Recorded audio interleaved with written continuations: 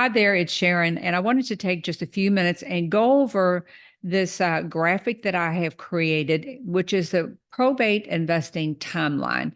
And this was created in conjunction with my course, Probate Investing Simplified. And I just want you to see really how simple this process is. Now, bear in mind that there are things going on behind the scenes. There are things going on in the court.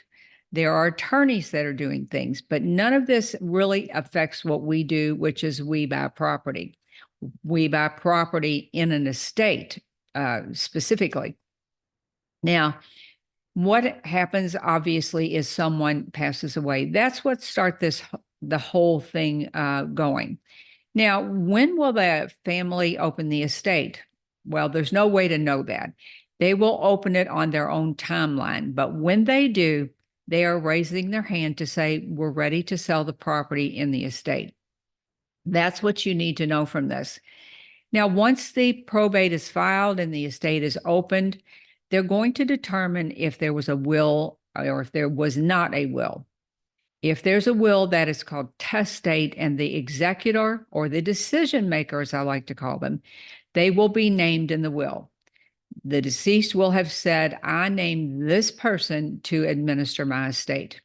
This will be someone that's trusted, someone that most often it's a family member. It could be a friend. It could also be an attorney that they've named. Most often, though, it's a family member that you will be dealing with. Now, what if there's no will? Well, this is simple. The court just appoints an administrator. Jointly, the executor and the administrator are referred to as the personal representative. So sometimes that gets a little bit confusing, those terms. But the court will appoint an administrator. And once that is done, then the next thing you'll notice is the assets can be sold. That includes any property in the estate. It is both real property and personal property, but that is the point at which you can buy the property.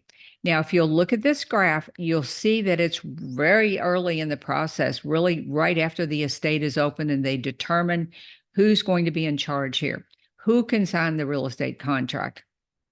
Now, once the assets are sold, the cash is deposited into a special account. The creditors are paid, and we've talked about that. The creditors are anyone that is owed money. It could be a mortgage company, a car loan. It could be credit cards. It could be hospital bills, funeral expenses, nursing home expenses. Whatever the creditors are owed, that gets paid out of that money before the heirs get anything. Now, once they're paid, whatever is left is distributed according to the instructions in the will to the heirs. That may be many heirs. It may be one heir. There's no way to know because each one is a little bit different. But the heirs get what's left after everything else is said and done. Now, once all of this happens, then the estate is closed. You can see from the graphic that it's a really straight line process. People think that probate is difficult to work in, and I strongly disagree with that.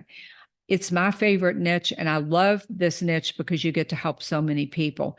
But I hope this simplifies the process for you and shows you that there's nothing that you need to be concerned about. There are no special skills that you need to work in the niche of probates.